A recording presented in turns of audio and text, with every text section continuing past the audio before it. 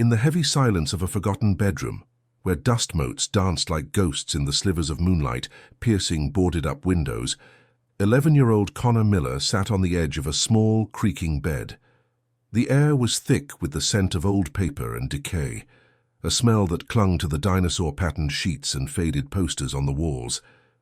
Curled beside him, his 7-year-old brother, Liam breathed the deep, even breaths of exhausted sleep, oblivious to the world that had cast them out. In Connor's trembling hands, he held a leather-bound diary, its pages filled with the elegant, looping cursive of a boy from another time. As he read the words written in 1996, a profound sorrow welled up inside him, and silent, heavy tears began to trace clean paths through the grime on his cheeks. They were not tears for his own fear or hunger, but for a loneliness he recognized, with an ache so deep it felt like his own, a shared heartbreak that defied the years separating two lost boys. This is a story about the kind of quiet courage that goes unseen and the promises that are kept in the dark. It's about realizing you are not alone, even when the world has forgotten you exist. If this journey already speaks to a part of your heart, please let us know where you're listening from in the comments below. Your presence here, marked by a simple like or by subscribing to our community, helps these stories find the people who need to hear them most. I can assure you, the path that led these two brothers to this dusty, moonlit room is one you will want to follow until the very end, because it reveals a truth about human kindness that is rarely seen but desperately needed. But to understand why the diary of a wealthy child, discovered in the ruins of an abandoned mansion, held the power to shatter an 11-year-old fugitive's composure, we must travel back in time. This moment of quiet grief was not the beginning of their ordeal, but a destination reached after a desperate flight. The real story begins 5 days earlier, on a deceptively normal Thursday afternoon. It begins in a cramped apartment far from these opulent hills, with the sound of a phone call that Connor was never meant to overhear, a conversation that would destroy the last remnants of his world and force him to become the protector his little brother no longer had. 5 days before he would find himself in the ghostly silence of the Whitmore mansion, Connor Miller's world was small, cramped, and smelled faintly of stale cigarette smoke and bleach. His life was a rigid repeating loop, a series of tasks dictated not by the whims of an 11-year-old boy, but by the stark necessities of survival. The Thursday that would shatter everything began like all the others, with the shrill digital beep of an alarm clock at 5:30 in the morning. The sun was still a distant promise over the grey rooftops of Gresham, and the thin carpet of their shared bedroom felt cold and rough beneath his bare feet. In the bed across the small room, his 7-year-old brother Liam slept on, his small form a gentle rise and fall under a thin blanket. For a fleeting moment, Connor allowed himself to just watch him, feeling the familiar fierce ache of protectiveness that had become the central pillar of his existence. This quiet moment was a stolen luxury before the day's relentless machinery began to grind. His first duty was in the kitchen, a cramped space where peeling linoleum curled at the edges and a perpetual dimness clung to the corners. He moved with a practiced economy of motion, pulling the carton of milk from the refrigerator, mentally calculating how much they could use to make it last until Derek's next grocery run. He knew how to make the bread, already a few days old, seem fresher by toasting it just right. He worked in a profound silence, broken only by the hum of the aging refrigerator and the distant rumble of the first Max train of the day. This was his domain, not by choice but by a slow, creeping abdication of responsibility from the two adults who were supposed to be their guardians. For the past 2 years, since the blinding snowstorm on Interstate 84 had stolen their parents, this kitchen had become his proving ground, the place where he fought back against the encroaching chaos with toast, cereal, and carefully measured glasses of milk. After setting out Liam's breakfast, he would gently wake his brother. This was the one part of his morning routine that felt like it belonged to him, a genuine moment of connection that wasn't a chore. He would shake Liam's shoulder softly, his voice a low murmur, a stark contrast to the loud, indifferent tones that usually filled the apartment. He helped him get dressed, made sure his face was clean, and checked that his backpack was zipped. Liam, with his wide, trusting eyes, never questioned why it was always Connor, not their uncle, who did these things. To him, Connor was a constant, a sun in his small universe. He held his older brother's hand as they ate, his small legs dangling from the chair, completely unaware of the immense weight resting on Connor's narrow shoulders. He was shielded from the neglect by his brother's unwavering love, a shield Connor was determined would never break. The apartment itself was a testament to the neglect they endured. Derek and his girlfriend Amber were ghosts in their lives, present only through the evidence they left behind. Overflowing ashtrays on the coffee table, empty beer bottles by the couch, and the perpetual drone of the television that served as the apartment's heartbeat. They were their legal guardians, a fact that existed on a piece of paper somewhere but held no meaning in the day-to-day reality of the boys' lives. Derek had taken them in with a sigh of weary obligation, and that obligation had quickly curdled into resentment. He and Amber existed in a separate world within the same four walls, a world of late nights, loud arguments muffled by their bedroom door, and a complete staggering indifference to the two children they were responsible for. Connor learned early on to be invisible, to keep himself and Liam out of their way, to make them so easy to care for that they required no care at all. The walk to Liam's elementary school was a brief 20-minute escape into a world that felt almost normal. They would join the stream of other parents and children, and for a few precious blocks, Connor could pretend he was just another big brother. He would listen to Liam chatter about his friends or a cartoon he'd seen, the crisp morning air a temporary antidote to the stuffiness of the apartment. But the illusion always shattered at the school gates. As he watched Liam disappear into the brick building, a profound sense of isolation would wash over him. The other kids his age were inside classrooms, learning about history and algebra, worrying about homework and schoolyard crushes. Connor's education had become one of household management, of budgeting the few dollars Derek gave them for groceries, of knowing how to treat a fever or soothe a nightmare. He was a child playing the part of an adult, and the costume was growing heavier every single day. His own school days were a fiction maintained for the benefit of social services. He hadn't attended classes regularly in over a year, a fact easily hidden by Derek's apathy. Instead of a classroom, he returned to the suffocating silence of the empty apartment. His day was a litany of chores. He washed the breakfast dishes, wiped down the counters, and tried to scrub away the grime that seemed to seep from the very walls. He would gather the dirty laundry, sorting the clothes with a methodical precision, the sharp chemical smell of detergent, a familiar part of his routine. He learned to be brutally efficient, to conquer the mess left by two careless adults, so that by the time Liam came home, the apartment would feel less like a place of neglect and more like a home. It was a constant losing battle against entropy, a desperate attempt to impose order on a world that had none.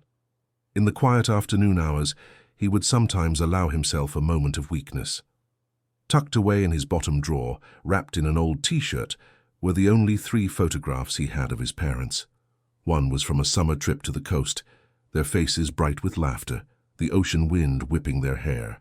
Another was of his mother holding a newborn Liam, her smile radiating a warmth that Connor could still almost feel. The last was a family portrait, taken just months before the accident. Looking at their faces, at the easy, unconditional love in their eyes, was both a comfort and a torment.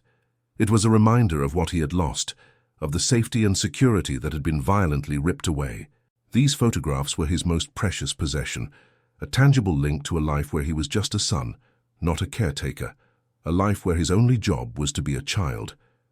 The rhythm of his day was dictated by the clock on the stove. He knew he had to start preparing dinner by 4 o'clock if he wanted it ready when Liam got home. Often it was something simple, macaroni and cheese from a box, or canned soup and sandwiches, but he always made sure it was hot and that there was enough for his brother to have a full plate.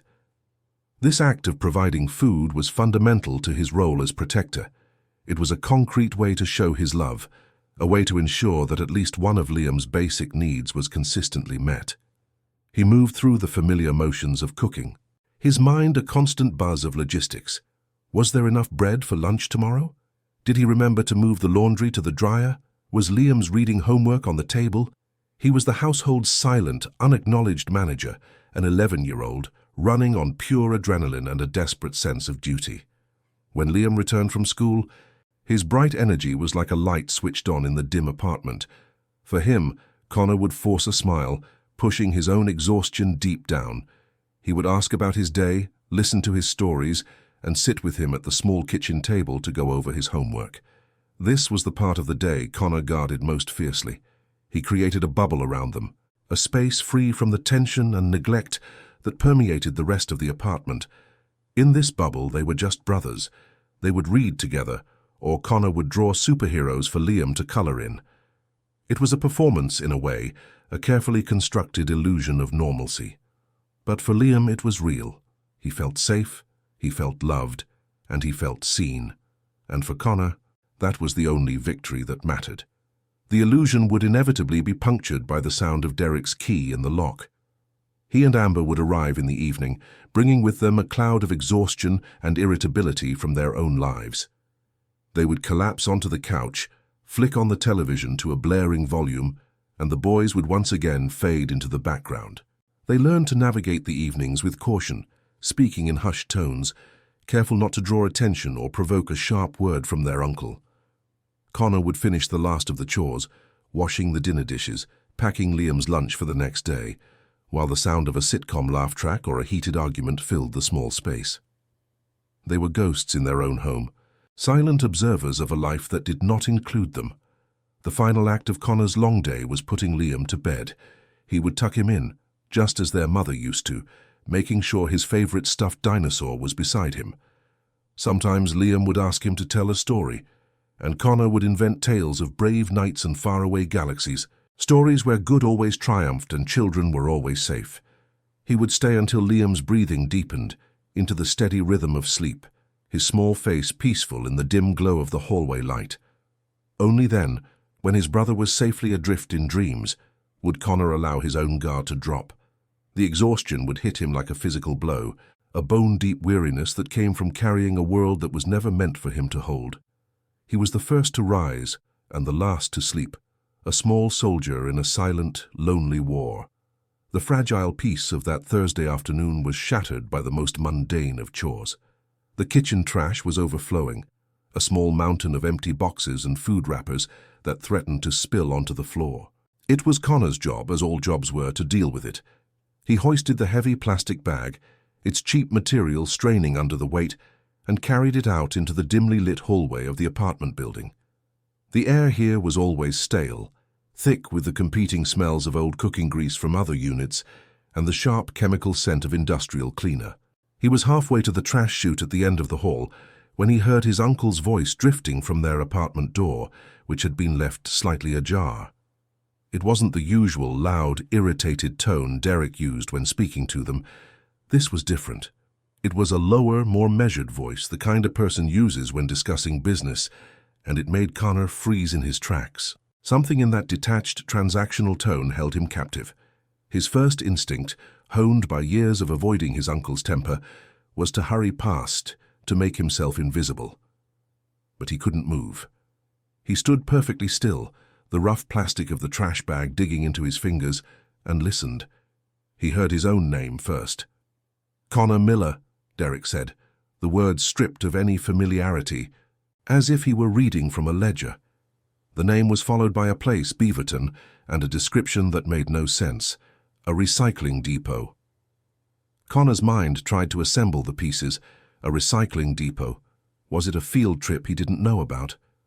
But the context felt wrong, cold and clinical. He leaned closer, his heart beginning a slow, heavy thud against his ribs, a drumbeat of premonition he didn't yet understand, but could feel in his bones. The conversation continued, and the pieces began to lock into a horrifying picture. Derek mentioned a monthly payment, a sum of money that seemed impossibly large and terrifyingly specific, $300. The number hung in the stale hallway air, a price tag attached to his name. The words that followed clarified its purpose with brutal efficiency. An arrangement had been made. He was to be sent there to work. The concept was so alien, so monstrous, that his 11-year-old mind couldn't fully grasp it at first. It was a fragment from a storybook about a different, crueler time, but Derek's voice was real. The concrete walls of the hallway were real, and the growing knot of ice in his stomach was undeniably real. He wasn't being asked. He was being reported on, an asset whose transfer had been finalized. Before he could even process the full weight of his own fate, the second hammer blow fell, and it was infinitely worse. Derek spoke Liam's name, his little brother's name, uttered with the same chilling detachment. "Liam Miller," he said, as if closing another item on an inventory list. A different place was named, Hillsborough. A different arrangement was described to the person on the other end of the line, couched in sickeningly gentle terms that only made it more grotesque. He would be going to another family, one that needed help with light yard work and cleaning. Another price was quoted for this transaction, $250 a month. The euphemism was a thin veil over a truth that now screamed in Connor's mind. They were being sold, not fostered, not sent to live with relatives, but sold into labor. The world tilted, the grimy beige walls of the hallway seeming to warp and bend around him. The buzzing of the overhead fluorescent light fixture became a roar in his ears. Sold. The word echoed in the silent chambers of his skull, a pronouncement of a sentence he never knew he was facing. He and Liam were nothing more than a source of income, two inconvenient burdens being converted into cash. The years of neglect, the indifference, the resentment, it all suddenly made a terrible, perfect sense. They were not family to Derek and Amber. They were commodities, and their value had just been realized. The trash bag slipped from his numb fingers, landing with a soft, muffled thud on the worn carpet, a sound he barely registered over the frantic pounding of his own heart. As if to erase any lingering shred of doubt, any desperate hope that he had somehow misunderstood, he then heard Amber's voice. It was higher than Derek's, laced with a giddy, undisguised relief that was more chilling than any anger. She was laughing, a small, sharp sound that cut right through him. He heard her talk about finally having the apartment to themselves again, about the extra cash every month, how much easier their lives would be without the two of them underfoot. There was no sadness in her voice, no conflict, no flicker of conscience. There was only the selfish, uncomplicated joy of people who had successfully disposed of an unwanted problem. Her words were the final nail, sealing the truth in place with absolute, horrifying certainty. But it was the next realization that truly shattered him, eclipsing the horror of being sold into labor. They were being separated. Beaverton and Hillsborough. He tried to picture the distance on a map, but all he could feel was the chasm that would open between him and Liam, the one constant in his life, the one person he had sworn to protect, the reason for every chore and every sacrifice, was going to be torn away from him. He would be sorting through metal and plastic in one town, while his 7-year-old brother was pulling weeds for strangers in another. The shield he had so carefully built around Liam was about to be broken, and he would be powerless to stop it. This was a fate worse than any hardship he could imagine enduring himself. It was the complete and utter destruction of his world. A wave of pure, animal panic washed over him. He had to get away from the door. He stumbled backward, his sneakers silent on the thin carpet, his breath coming in short, ragged gasps. He couldn't let them see him. He couldn't let them know he had heard. If they knew, they might speed up the timeline, they might separate them tonight. He retreated down the hall, his mind a whirlwind of terror and disbelief. He felt a profound physical coldness spread through his limbs, a deep cellular knowledge that nothing would ever be the same again. The life he had known, the difficult but stable routine he had built for his brother, had just been revealed as a temporary holding cell, and their transfer orders had just been signed. He slipped back into the apartment, closing the door behind him with a barely audible click. The scene inside was one of surreal, heartbreaking normalcy. The television was blaring a game show, and on the living room floor, Liam was lying on his stomach, meticulously coloring in a drawing of a superhero Connor had made for him. He was humming to himself, completely absorbed in his task, his small world still safe and intact. He looked up as Connor entered, his face breaking into a wide, innocent smile that trusted in the goodness of the world, a world that was anchored by his big brother. That smile was a physical blow, a devastating reminder of everything he was about to lose, and everything he had to fight to protect. In that instant, watching his brother's untroubled expression, the panic inside Connor began to crystallize into something else. The fear was still there, a frantic hummingbird beating its wings against his ribs, but beneath it, a new layer was forming, cold, hard, and sharp. It was resolve. There could be no negotiation. There was no one to appeal to. The people who were supposed to protect them were the very ones selling them off. He was utterly and completely on his own, and so was Liam. The conversation he'd overheard wasn't about a future possibility. It was the finalization of a deal already made. It was happening, and it was happening soon. He looked around the cramped apartment, at the peeling paint on the walls and the overflowing ashtrays on the coffee table. For 2 years, he had fought to make this place a home, to carve out a pocket of safety amidst the neglect. He had scrubbed the counters, washed the clothes, and cooked the meals, all in a desperate attempt to maintain a semblance of the life they had lost. Now, he saw the apartment for what it truly was, not a home, but a cage. It was a place where they had been kept until they could be sold. The realization didn't break him. It ignited something within him. An 11-year-old boy, stripped of everything, stood in the doorway of his own prison and understood, with a clarity that burned away all his childhood fears, that the only option left was to escape. The boy who had spent 2 years trying to hold his world together made the decision to shatter it in a single silent heartbeat. As he watched Liam on the floor, so beautifully and terrifyingly unaware of the precipice on which they stood, the cold panic in Connor's chest did not recede. It transformed. It hardened from a liquid fear into a sharp, clear shard of purpose. He saw the apartment not as a messy, sad place he had to maintain, but as a holding cell, a place where he and his brother were being fattened for slaughter. The realization was not a thought, but a physical sensation, a jolt that straightened his spine and cleared his vision. There was no one to ask for help, no authority to appeal to. The system had already failed them. The only path forward was out the door and into the darkness. There was no other choice. It was no longer about survival within these walls. It was about escape. His mind, accustomed to the slow, methodical calculus of chores and grocery lists, suddenly began operating at a frantic new speed. The plan that formed was rudimentary, born of desperation rather than strategy. It had only one objective: get away. Get as far away as their legs and the city's transit system could carry them. He knew they had to go west, away from the grim, industrial familiarity of Gresham, and toward the distant tree-covered hills of Portland he'd only seen in pictures. It seemed like another world, a place of wealth and quiet streets where people like Derek would never think to look for them. The timeline was just as simple and brutal. They had to leave tonight. He knew, with an instinct he couldn't explain, that waiting for morning would be too late. The deal had been made. The clock was no longer ticking, it was screaming. The rest of the evening was an exercise in excruciating tension. He went through the motions of their nightly routine, his body on autopilot, while his mind was a whirlwind of observation and calculation. He served dinner, his hands steady despite the tremor he felt deep inside. He watched Derek and Amber with a new, chilling clarity, seeing them not as his neglectful guardians, but as his jailers.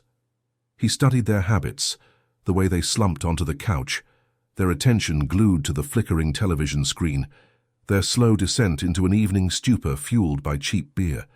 Their utter predictability, once the source of his quiet resentment, was now his greatest tactical advantage. He needed them unconscious, lost in a deep, oblivious sleep. That would be his window. Every minute that passed felt both agonizingly slow and terrifyingly fast, a countdown to the most important moment of his life. Under the pretense of putting away laundry, he slipped into their shared bedroom and pulled their 2 small school backpacks from the closet. They were flimsy and worn, but they were all they had. He worked with a silent, desperate efficiency. First, he retrieved the 3 photographs of their parents from his bottom drawer, carefully wrapping the worn prints in a clean T-shirt before placing them in the deepest part of his own bag. They were the only pieces of his old life he would take with him. Next, he found the small tin where he kept his savings, $15.42, painstakingly collected from loose change left on the counter over months. He zipped the money into a small interior pocket. It was a pathetic war chest for the battle ahead, but it was everything. He added a spare sweatshirt for Liam and a bottle of water he'd managed to fill from the kitchen tap without being noticed. He tucked the packed bags under Liam's bed, shoving them deep into the shadows against the wall where they wouldn't be seen by a casual glance. Then came the hardest part, acting normal. He helped Liam with his pajamas, his fingers fumbling with the buttons, his heart hammering a frantic rhythm against his ribs. He read him a story, the words on the page blurring, his voice a strained whisper as he tried to keep it from shaking. Every sound in the apartment was magnified, the loud, canned laughter from the television, the creak of the floorboards as Amber went to the kitchen, the clink of a bottle. Each noise was a potential discovery, a threat that could bring his fragile plan crashing down before it even began. A wave of doubt washed over him, cold and sickening. Who was he to think he could do this? He was just a kid. But then the image of Liam, alone and terrified, being handed over to strangers, flashed in his mind, and the doubt was burned away by a fierce protective fire. Lying in his own bed hours later, long after putting Liam to sleep, Connor stared at the cracked ceiling in the darkness, his eyes wide open. He didn't dare to sleep. Instead, he rehearsed the escape in his mind, going over the steps again and again until they formed a clear, solid path through his fear. First, wake Liam without making a sound. Second, grab the bags from under the bed. Third, creep to the front door. He knew the lock had a particular spot. If you turned the knob just so, it wouldn't make a loud click. Fourth, walk, don't run, down the 3 flights of stairs. Fifth, head straight for the Max light rail station 4 blocks away. He repeated the sequence like a prayer, a mantra to ward off the paralyzing terror that threatened to swallow him whole. He took one last look around the shadowy room, a silent farewell to the only home he'd known for 2 years. He wasn't leaving a home, he was leaving a prison. The signal came just after 2 in the morning. The drone of the television in the living room finally went silent, plunging the apartment into a deeper, more absolute quiet.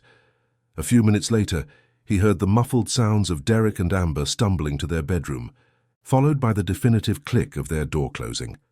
He lay perfectly still, listening, his entire body a single, focused nerve ending. He counted the seconds, stretching them into minutes. He waited until he could hear the low, rumbling sound of his uncle's snoring begin, a steady, unbroken rhythm that was the auditory proof of his unconsciousness.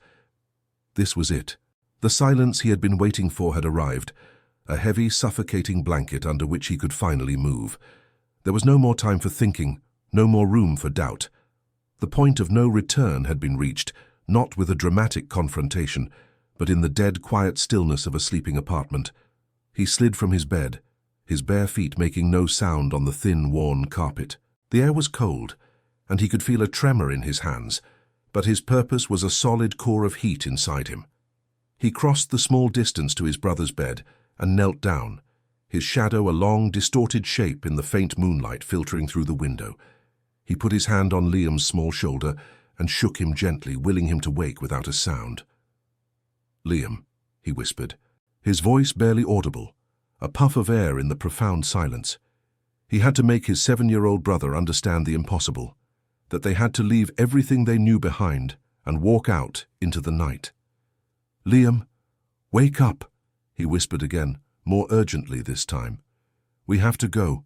We have to leave right now." In that moment, he wasn't just a brother, he was a rescuer, and the life he was trying to save was sleeping peacefully right in front of him. Liam's eyes fluttered open in the darkness, wide with confusion. Connor pressed a finger gently to his own lips, a universal sign for silence that his brother understood instantly. He saw the question in Liam's gaze, the sleepy fear, and he leaned in close, his breath warm against his brother's ear. He didn't have time for a full explanation, only the most essential truths. "We have to play a game," he whispered, the words tasting like a lie but feeling like a lifeline. "A quiet game. We have to be spies and leave the house without anyone hearing us." He watched as Liam's fear was slowly replaced by a flicker of sleepy excitement, his absolute trust in his older brother overriding the strangeness of the situation. Connor's heart ached with the weight of that trust, a fragile, precious thing he was now carrying out into the cold, unknown night. It was a burden and a fuel, the very reason he could find the strength to move. With Liam now awake and silent, Connor moved with practiced stealth. He slid the two backpacks from beneath the bed, the slight scrape of the nylon against the dusty floorboards sounding like a gunshot in the stillness. He helped Liam slip his small arms through the straps, then shouldered his own bag, the meager weight of their entire world settling on his back. He took one last sweeping glance at the room, at the faded dinosaur wallpaper and the single, grimy window, and felt a surprising pang of something that wasn't quite sadness. It was the feeling of a chapter closing, a final, definitive goodbye to a life he had fought so hard to endure. He took Liam's hand, the small fingers instantly curling around his own, and with a silent, steadying breath, he led his brother out of the bedroom and into the dark hallway, leaving their past behind them one quiet footstep at a time. The front door was the first great monster. Connor knew its secrets, the specific way the deadbolt would groan if turned too quickly, the loud click the latch made if you didn't hold the knob just right. He approached it like a bomb disposal expert, his movements slow and deliberate. He held his breath, his ears straining for any sound from his uncle's room. Hearing only the steady, rumbling snore, he began the delicate operation. He turned the deadbolt with excruciating slowness, wincing at the faint metallic scrape. Then, holding the knob tightly, he turned it and pulled the door inward just enough to slip through the opening. The first breath of cold, 2A, emerald air hit his face, sharp and clean and tasting of freedom. It was a shocking contrast to the stale, smoky atmosphere of the apartment, a tangible sign that they had crossed a threshold into a new and terrifying reality. The 3 flights of stairs in the apartment building's common hallway felt like a treacherous mountain descent. Every step was a gamble. Connor held Liam's hand in a vice-like grip, guiding him to walk on the very edges of the stairs where the old wood was less likely to creak. The air was thick with the smell of old carpet and disinfectant, and the only light came from the dim, yellow emergency fixtures that cast long, distorted shadows on the walls. With each landing they passed, Connor's heart hammered a little faster. He imagined a door opening, a neighbor stepping out, a voice demanding to know what 2 little boys were doing out so late. But the building slept on, oblivious. They were ghosts, slipping through the cracks of the world, their silent passage a testament to their own invisibility, a quality that had once been a curse, but was now their only salvation. Stepping out of the building and onto the deserted sidewalk was like stepping onto another planet. The city at night was a vast, empty stage, eerily silent, except for the distant hum of the freeway and the lonely buzz of a street lamp overhead. The familiar street, usually bustling with cars and people, was now a canyon of dark windows and parked vehicles. For the first time, the sheer scale of what he was doing crashed down on Connor. He was 11 years old, leading his 7-year-old brother into an abyss. A wave of paralyzing fear washed over him, so potent it made his legs feel weak. He looked down at Liam, who was staring up at the starless, orange-tinged sky with a look of quiet wonder. That look was enough. Connor tightened his grip on his brother's hand, the fragile determination returning, and took the first step away from the only home Liam could remember. The 4 blocks to the Max station stretched into an eternity. The cold night air was a physical presence, seeping through their thin jackets and chilling them to the bone. Connor walked with a purpose he didn't feel, trying to project a confidence that might somehow fool the shadows. He kept his eyes scanning the empty streets, his ears tuned for the sound of an approaching car or a shout from a darkened window. Liam, sensing his brother's tension, stayed close, his small steps struggling to keep pace. "Are we going on an adventure, Connor?" he whispered, his voice a small, hopeful puff of white in the cold. "Yes," Connor replied, the word catching in his throat. "A really big one." He focused on the rhythm of their footsteps on the cracked pavement, a steady, desperate beat, carrying them forward, away from the past and toward a future he couldn't even begin to imagine. Suddenly, a pair of headlights sliced through the darkness, pinning them in a harsh white glare. A car was turning the corner, moving slowly down the street toward them. Panic seized Connor. Without thinking, he yanked Liam's arm, pulling him off the sidewalk and into the narrow, garbage-strewn gap between 2 buildings. They pressed themselves against the cold, rough brick wall, holding their breath as the car rumbled past.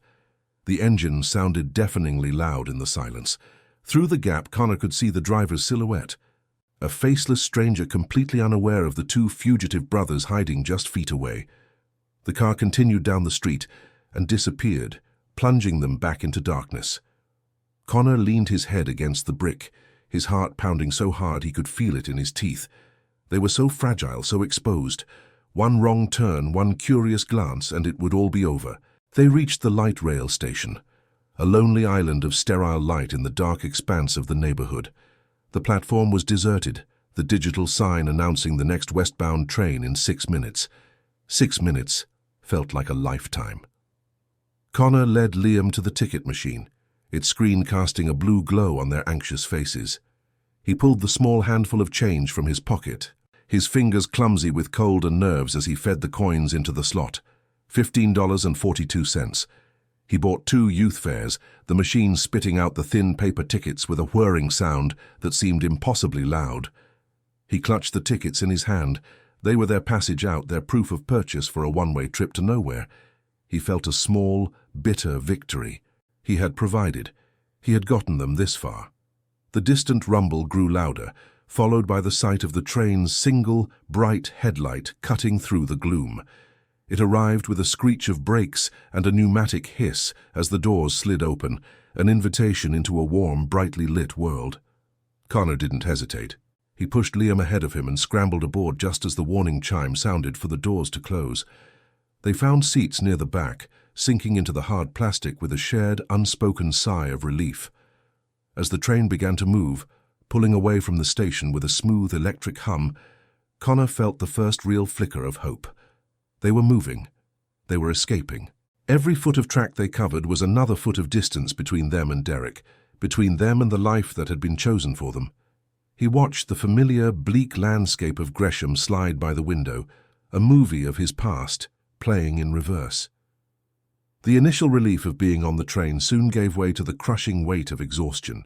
The adrenaline that had fueled Connor for hours began to recede, leaving behind a bone-deep weariness. He looked over at Liam, whose small face was pale in the harsh fluorescent light. His brother's initial excitement had faded, replaced by a quiet fear. His lower lip began to tremble. "I'm scared," Liam whispered, his voice thick with unshed tears. "I want to go home." The words were a knife in Connor's chest.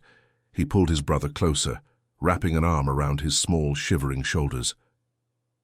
"This is better than home," Connor said, forcing a strength into his voice he didn't feel. "Remember how Mom and Dad always said we were a team? It's just us now. We're our own team and we're going somewhere safe." He was speaking as much to himself as to Liam, a desperate incantation against the darkness. As the train rattled on, Liam's head grew heavy on Connor's shoulder, his fear finally giving way to sleep. Connor stayed awake, his gaze fixed on the passing city. He watched as the landscape changed, the squat industrial buildings of the east side, giving way to the glittering vertical towers of downtown Portland. The train plunged into a tunnel, and for a moment, all he could see was their reflection in the dark glass. 2 small lost figures huddled together, their faces etched with a weariness that didn't belong on children. He saw the reflection of the backpack at his feet and remembered the photographs tucked inside. It was a tangible link to a time when they were safe, when they were loved unconditionally. That memory was all he had left of a real home, and it was the compass he was now using to navigate the terrifying, open ocean of their future. The train emerged from the tunnel and began its slow, rumbling journey across the Willamette River. Below them, the dark water reflected the city lights like scattered jewels. It was beautiful and terrifying, a world of wealth and power that felt utterly alien. He had no plan, no destination. The idea of heading to the West Hills had been a vague, desperate impulse, a desire to hide in the rich, quiet neighborhoods he imagined were the opposite of everything he had ever known.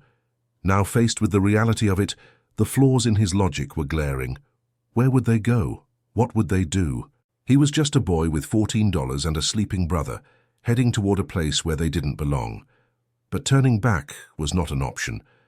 Forward was the only direction that existed, no matter how uncertain or frightening the path ahead might be. They disembarked at a station at the very edge of the city, where the urban grid began to give way to the steep, winding roads of the hills. The air here was different, colder and cleaner, carrying the scent of pine needles and damp earth. The silence was deeper, broken only by the chirping of crickets. The real journey was just beginning. Connor looked up at the dark, tree-lined road that snaked upward into blackness. It looked like the entrance to a fairy tale forest, one full of monsters. He gently shook Liam awake, and together they began the long, arduous climb. Each step was an effort, their legs aching, the straps of their backpacks digging into their shoulders. They walked for what felt like hours, moving deeper into the darkness, guided only by a desperate hope that somewhere in these silent, opulent hills they would find a place to hide, a place to rest, a place to simply be safe until the sun came up. The climb was a slow, punishing march into nothingness. For what felt like an entire lifetime, but was likely only a few hours, they had been moving upward, away from the distant, indifferent glow of the city, and into a profound, consuming darkness. The air grew thinner and colder, scented with the sharp, clean fragrance of pine and damp earth, a smell so alien from the stale, smoky air of their apartment that it felt like the atmosphere of another world. Connor's legs were twin pillars of fire, each step a negotiated truce with the screaming muscles in his calves. Beside him, Liam stumbled more than walked, his small hand a cold, dead weight in Connor's own, his occasional whimpers swallowed by the vast, uncaring silence of the hills.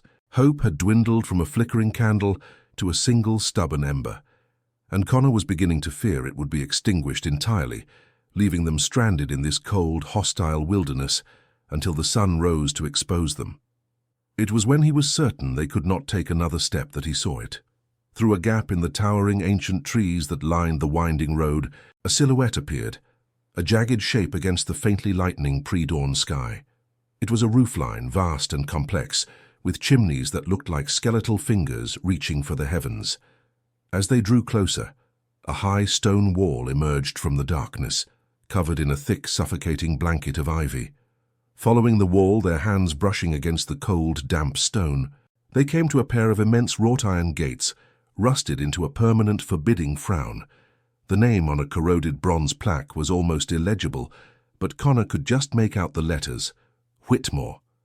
The estate was a sleeping giant, a forgotten kingdom that seemed both a fortress and a tomb, and in its menacing grandeur, Connor saw the one thing he craved more than warmth or food, a place to hide. Desperation fueled a frantic search for entry.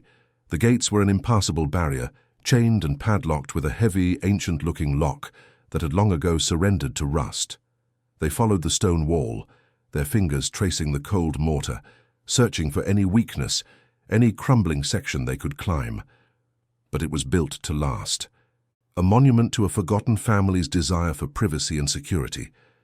Just as the last of his energy was about to give out, as the cold began to seep into his very bones, Connor's foot slipped on a patch of slick, dead leaves, and he fell near the foundation of the wall.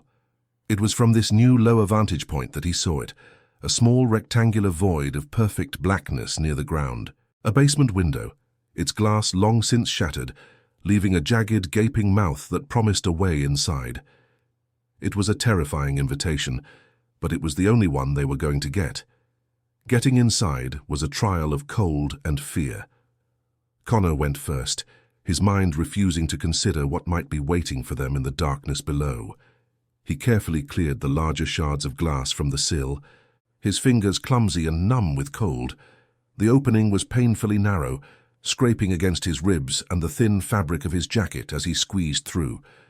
For a terrifying moment, his backpack snagged, and he was stuck, half in and half out of the suffocating blackness.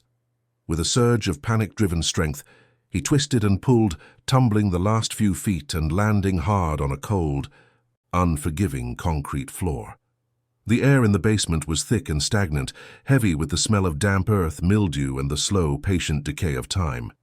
He called up to Liam in a harsh whisper, and then, with his brother's trust as his only guide, he reached up and carefully helped him through the opening, pulling him down into the subterranean darkness of their new temporary world. For a long moment, they simply stood there in the absolute blackness of the basement, listening to the frantic sound of their own breathing. The silence was a physical presence, a heavy blanket that smothered all outside noise. The chilling wind that had pursued them up the hill was gone, replaced by a still tomb-like cold that seemed to emanate from the stone walls themselves. This was their first small victory. They were inside. They were out of sight. The immediate threat of discovery had receded, leaving only the unknown terrors of the house itself.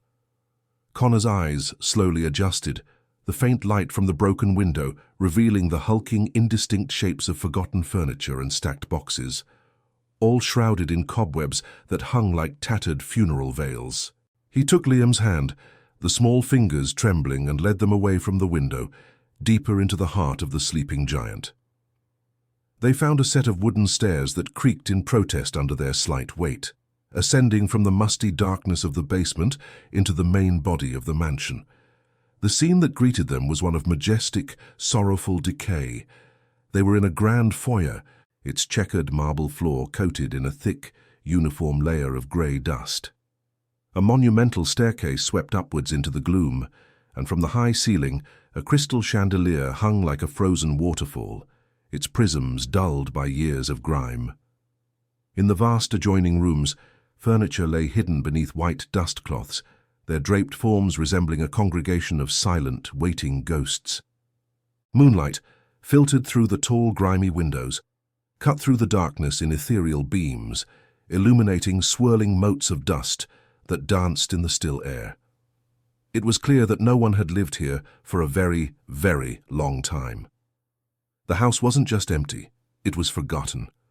The sheer scale of the mansion was intimidating, its grand, empty spaces feeling more exposed than the wooded road outside. They needed a small room, a defensible space where they could feel safe enough to finally rest. They crept up the main staircase, their footsteps swallowed by a thick runner of carpet that was surprisingly preserved beneath the layer of dust. The second floor was a long hallway lined with closed doors, each one a potential mystery, a potential threat. Connor felt like an intruder in a fairy tale, a peasant boy who had wandered into the enchanted castle of a sleeping king. But his exhaustion was a far more powerful force than his fear. He pushed open the first door he came to, peering into a cavernous master bedroom, its massive four-poster bed draped in white, looking more like a mausoleum than a place of rest. It felt wrong, too large and too grand. They continued down the hall, their quest now simple and primal. Find a bed that felt small enough to be safe. It was the third door on the left slightly ajar, that led them to their sanctuary. The room was instantly different from the rest of the house. It was smaller, more human-sized, and though it was covered in the same blanket of dust, it felt less like a museum piece and more like a place where a life had actually been lived. The walls were adorned with faded posters of planets and spaceships and a collection of swimming trophies, their gold plating now a dull, tarnished brown, sat on a wooden shelf. A single bed was pushed against the far wall, its covers a mess of dinosaur-patterned sheets. In that moment, seeing the familiar childish pattern, a profound sense of relief washed over Connor. This wasn't a guest room or a master suite. It was a child's bedroom. It was a space that, despite being abandoned for over a decade, felt knowable, less haunted by the ghosts of adults. This, he knew with an instinct he couldn't explain, was where they would be safe. The sight of the small, unthreatening bed was the final signal Liam's exhausted body needed. The tension that had held him upright for hours finally released, and he practically collapsed onto the mattress, curling into a tight ball without even bothering to get under the dusty covers. Within moments, his breathing deepened into the slow, steady rhythm of profound sleep. Watching him, Connor felt a wave of fierce, aching love. He had done it. He had gotten his brother out. He had found them a shelter, a place where, for at least a few hours, the world could not reach them. The weight of his responsibility lifted just enough for him to breathe, and he carefully draped a thin, dusty blanket over Liam's small, still form. The silence of the room settled around him, a silence that felt different from the menacing quiet of the rest of the mansion. Here it felt peaceful, protective. With Liam finally safe in the harbor of sleep, Connor allowed his own curiosity to surface. He moved quietly around the room, his fingers tracing lines in the thick dust on a wooden desk. An old beige computer monitor sat on its surface, a relic from another era. He ran his hand over the spines of the books on the shelf, adventure stories and science encyclopedias. He was seeing the ghost of a childhood, the remnants of a boy who had lived in this room, a boy who liked dinosaurs and swimming and outer space. His eyes were drawn to the desk drawers.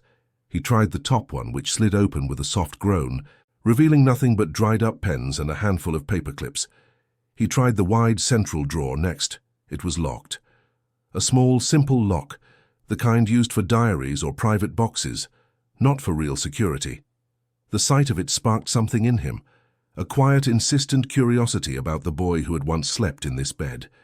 He took one of the paper clips from the top drawer and, with a focus that pushed away his own exhaustion, began to work it into the small keyhole. He had seen this done in movies, a simple trick that suddenly felt like the most important skill he had ever learned. The house was utterly silent. The only sound, the faint rhythmic whisper of Liam's breathing, and the tiny metallic scratching of the paperclip against the lock's inner workings.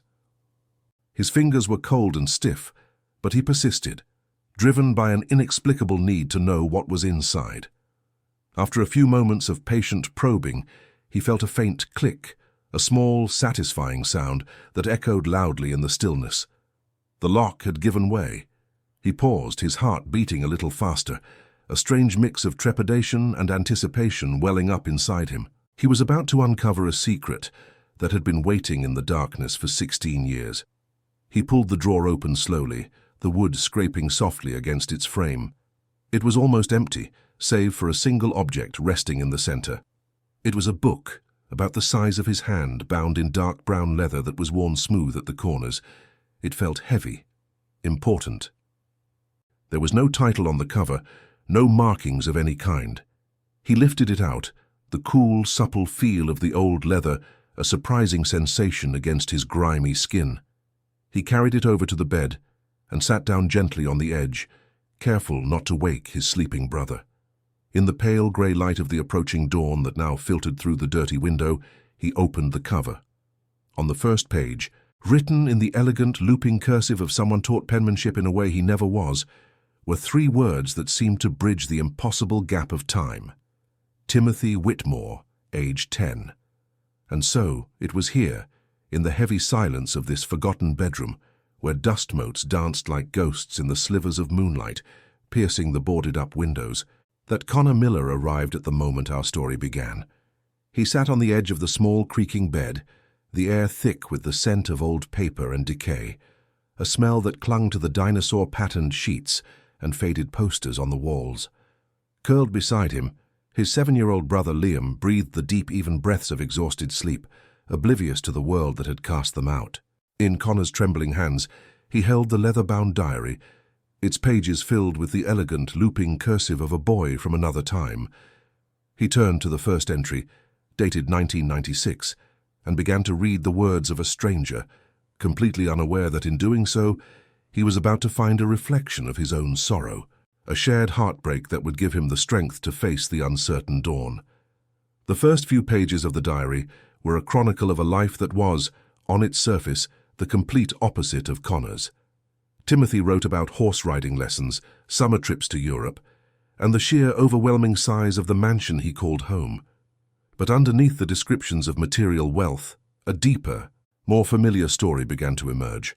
It was a story told in the negative spaces, in the things that were absent. He wrote about eating dinner with the housekeeper in the vast, empty dining room, his father, James, once again delayed by work in the city. He described the echoing silence of the long hallways at night, a silence so profound he would sometimes talk to himself just to hear another voice. Connor felt a strange and powerful kinship with this boy from the past. He recognized the specific ache of a childhood spent in the shadow of adult indifference, a loneliness that no amount of money or privilege could soothe. As he read deeper into the entries from the fall and winter of 1996, the tone grew more desperate. Timothy's parents were divorcing, a fact he seemed to have pieced together from hushed phone calls and the sudden, prolonged absence of his mother. His father, now his sole custodian, became even more distant, a ghost who communicated through brief formal notes left on the kitchen counter. Timothy's world, like Connor's, had been fractured, the foundations of his security crumbling away. The elegant cursive described his attempts to connect, leaving drawings on his father's desk or waiting up late in the grand foyer, hoping to catch a glimpse of him returning home, only to be met with the quiet disappointment of an empty hall. Each word was a small sharp pinprick in Connor's own heart, a recognition of the universal need to be seen by the people who are supposed to love you most. The final entry was dated December 21st, 1996, just 4 days before Christmas. The handwriting was slightly shaky, the loops of the letters tighter, as if written with a hand clenched by a desperate hope. It was short, only a few lines, but it held the weight of 1,000 unspoken pleas. Timothy wrote that his father had promised, truly promised, to be home early that night to decorate the enormous Christmas tree in the main hall. He described how he had spent all afternoon carefully laying out the boxes of ornaments, his favorite ones polished and ready. The entry ended with a sentence that shattered Connor's composure completely. "I hope he doesn't cancel again for work. I just want him to see me." In that raw, simple plea, Connor saw the reflection of his own desperate fight to shield Liam, his own yearning for the parents who could no longer see him, and that is why he began to cry. The tears that fell were not for his own hunger or fear. They were not for the cold, uncertain future that lay ahead of them. He wept for Timothy Whitmore, a boy he had never met, separated by 16 years of silence and dust. He wept for the shared secret language of lonely children, for the quiet heartbreak of a promise that he felt, with a crushing certainty, had likely been broken. He was mourning a childhood that, despite its opulent setting, was just as stolen as his own. The diary wasn't just a book, it was a testament.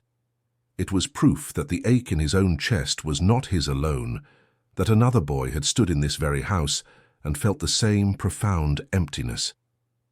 He gently closed the leather cover, a silent promise passing from his heart to the ghost of the boy who had written it. He would not let Liam ever feel this way. His quiet grief was abruptly shattered by a sound from downstairs, a sound so alien and unexpected it made the air in the room feel thin and sharp. It was the distinct metallic scrape of a key, turning in a lock, followed by the deep, groaning complaint of the massive front door swinging open on rusted hinges. Terror, cold and absolute, seized him. Someone was here, the owner, a caretaker. It didn't matter. They were caught. His mind raced, a frantic search for an escape route, but there was none. They were on the second floor of a sealed fortress, and the intruder was already inside. He looked at Liam, still sleeping peacefully, blissfully unaware of the new immediate danger. Connor's body went rigid, every muscle tensed for a confrontation he knew he could not win. He held his breath, listening to the soft, measured footsteps that now echoed in the grand foyer below. The footsteps were not heavy or menacing. They were light, deliberate, and they moved with a strange familiarity through the cavernous space. They paused at the bottom of the grand staircase, and for a heart-stopping moment the entire house was plunged back into a profound silence. Connor imagined a figure looking up into the darkness, perhaps sensing their presence. He wanted to run, to hide, to somehow make himself and his brother invisible, but he was frozen in place, a cornered animal waiting for the inevitable. Then, the footsteps began again, this time ascending the stairs, each soft tread on the dusty runner, a hammer blow against his ribs. He couldn't breathe. This was it, the end of their desperate, fleeting freedom. The footsteps reached the top of the stairs, turned down the hallway, and stopped directly outside the bedroom door. The door creaked open slowly, revealing a silhouette against the dim light of the hall. It was a woman, perhaps in her 50s, with a kind, tired face that was etched with a deep, familiar sorrow. She held a single, long-stemmed white rose in one hand. Her eyes, adjusting to the gloom, fell first on the small sleeping form of Liam, and then on Connor, who was sitting bolt upright on the bed, his face a pale mask of terror. The woman's expression was not one of anger or alarm. Instead, a wave of shock, followed by an unreadable, profound sadness, washed over her features. She looked at the two boys in her son's old bed, at the dinosaur-patterned sheets and the faded posters on the wall, and her gaze seemed to soften, to fill with a pain that was ancient and deep. She took a small, involuntary step back, her hand rising to her mouth as if to stifle a gasp. "Timothy," she whispered, the name a fragile, broken thing in the silent room. It wasn't a question directed at him, but a memory that had been jolted to the surface. Connor, still paralyzed by fear, could only shake his head, his throat too tight to form words. He clutched the leather-bound diary to his chest like a shield. The woman's eyes fell to the book in his hands, and a flicker of pained recognition crossed her face. Her gaze then returned to Connor, and she seemed to truly see him for the first time. Not as an intruder, but as a terrified child. She saw his grimy face, the exhaustion in his eyes, and the fierce protective way he instinctively leaned closer to his sleeping brother. The hardness of her initial shock melted away, replaced by a wave of pure maternal compassion that was so palpable it seemed to warm the cold air in the room. Over the next hour, in hushed, halting sentences, Connor recounted their entire story. He spoke of the neglect, of the overheard phone call, of the desperate flight into the night. He explained how they had found the mansion, seeking only a safe place to hide until morning. He told her about finding the diary, his voice breaking as he tried to explain the connection he felt to the boy who had written it. The woman, who introduced herself as Catherine Whitmore, Timothy's mother, listened without interruption. She sat on an old wooden chair, the forgotten white rose resting in her lap, her eyes never leaving Connor's face. She didn't question him, didn't doubt him. She simply listened, her expression one of deepening empathy and a sorrow that seemed to understand his own completely. She was not a threat. She was a witness. When he finally fell silent, the story told, Catherine's eyes were glistening with unshed tears. She told him that she came to the house once a month, a private pilgrimage to a place that was now more of a memorial than a home. Then, her voice soft with a grief that 16 years had not managed to erase, she told him the rest of Timothy's story. He hadn't just been lonely. A few months after that final, heartbreaking diary entry, he had been diagnosed with an aggressive form of leukemia. He had passed away in the summer of 1998 at the age of 12. His father, James, consumed by a guilt that his money could not cure, had never recovered. He had fled the country during the financial crisis, leaving the house and everything in it to her, a perfectly preserved monument to his grief and their shared loss. Connor stared at her, the pieces of the puzzle clicking into place with a devastating finality. The loneliness he had felt in these pages was just the prelude to a much greater tragedy. He wasn't crying for a boy whose father didn't show up for Christmas. He was crying for a boy who never got to have another one. He looked at Catherine, a mother who had lost her child, and he understood the source of the profound sadness in her eyes. He had stumbled into her private sanctuary, a place of sacred memory, and yet she was looking at him not with anger but with a fierce, protective compassion. In that moment, he realized he wasn't just a trespasser in a stranger's house. He had inadvertently found the one person in the world who could possibly understand the depth of his own fight to protect his brother from being lost. Catherine reached out and gently placed her hand on his arm. Her touch was warm and steady, a grounding force in the swirling chaos of his emotions. She told him that what he had done for his brother, the courage it had taken to run, was an act of profound love. She looked at the sleeping form of Liam, and for the first time in what felt like a lifetime, Connor felt the crushing weight of his responsibility begin to lift, transferred to the care of this kind, sad-eyed stranger. She promised him that she would help, that she would make sure they were safe, and most importantly, that she would not let anyone separate them. It was a simple promise spoken softly in a dusty, forgotten room, but for Connor, it was the sound of the entire world shifting back onto its axis. He didn't know then the full extent of what her help would mean. He didn't know that she would make a single, powerful phone call to the head of Oregon's Child Protective Services, using an influence she rarely wielded to demand that their case be handled with the utmost urgency and care. He didn't know that her intervention would trigger an investigation that would swiftly uncover Derek's embezzlement of their survivor benefits, a betrayal that went far deeper than mere neglect.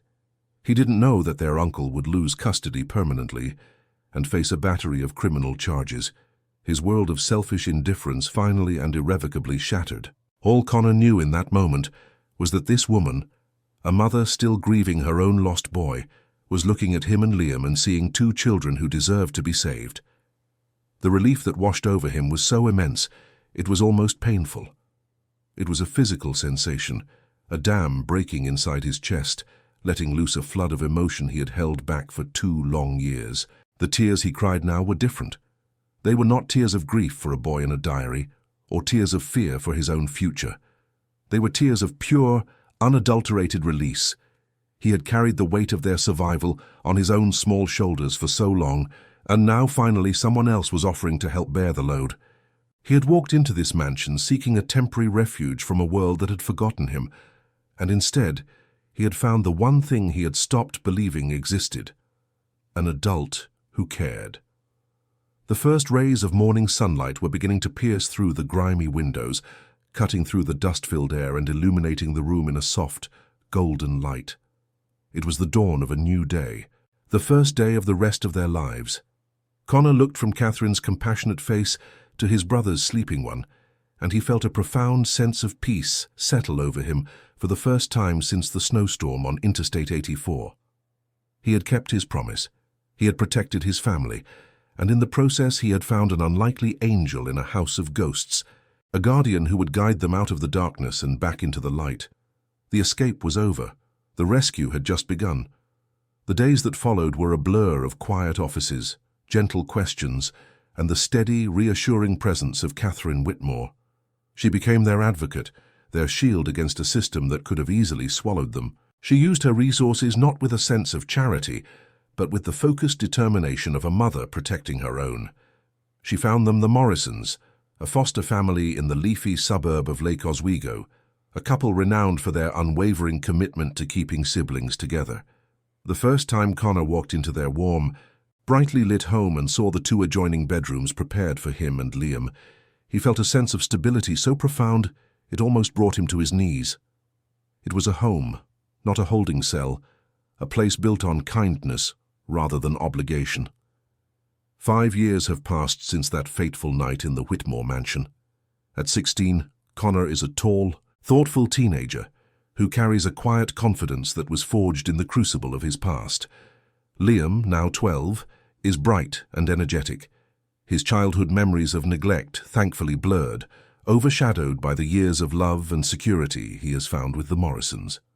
Catherine remains a constant in their lives, a figure they have come to call their honorary aunt. She visits every other weekend, bringing with her stories of Timothy, sharing his memory not as a source of sadness, but as a celebration of a life that, in its own way, helped save theirs.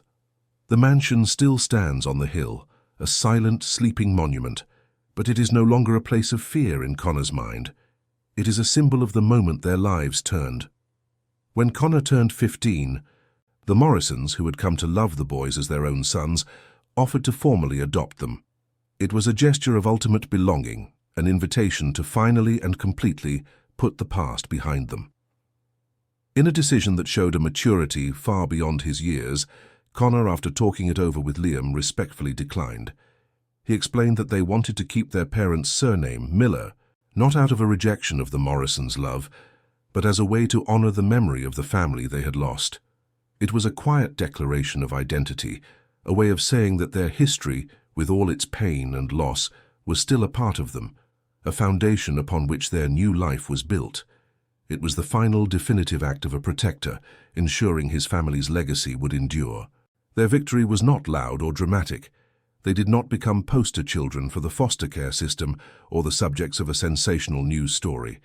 Their triumph was quieter, more personal, and infinitely more profound.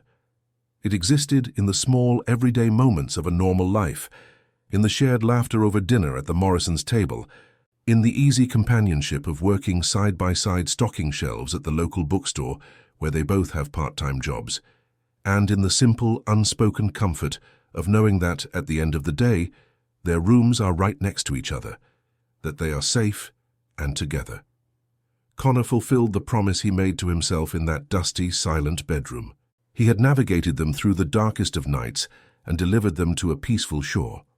Sometimes, late at night, when the house is quiet, Connor will stand in the doorway of his brother's room and watch him sleep. He no longer feels the frantic, desperate weight of being the sole protector. Instead, he feels a deep, abiding sense of peace. He sees not a fragile child he must shield from the world, but a strong, happy boy on the cusp of his own life, a life full of possibilities that were once unimaginable. He kept his family together. He kept his brother safe. In a world that had tried to tear them apart and sell them for parts, he had proven that their bond was priceless. The greatest treasure he had found in that abandoned mansion was not a secret fortune or a hidden clue, but the simple, unwavering strength to hold on to the only thing that ever truly mattered: